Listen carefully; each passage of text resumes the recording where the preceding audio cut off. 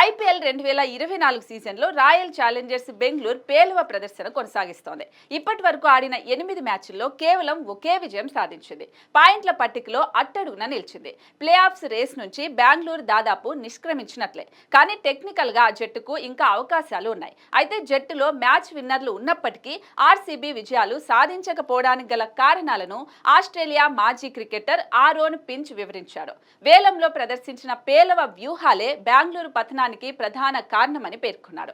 అంతేకాక ఆటగాళ్లను తమకు సౌకర్యంగా ఉన్న స్థానాల్లో కాకుండా ఇతర స్థానాల్లో బ్యాటింగ్ కు పంపించడం వైఫల్యానికి మరో కారణమని తెలిపాడు. అలాగే ఈ సీజన్లో మ్యాక్స్వెల్ ఫామ్ కోల్పోవడం ఆ జట్టును మరింత దెబ్బతీసిందని ఫించ్ చెప్పాడు.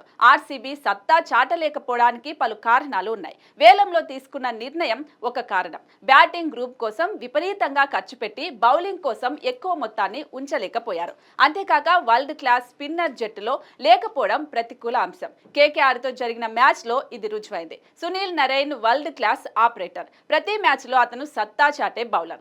ఆర్సీబీ జట్టులో నిలకడగా ప్రదర్శన చేసే స్పిన్నర్ లేడు.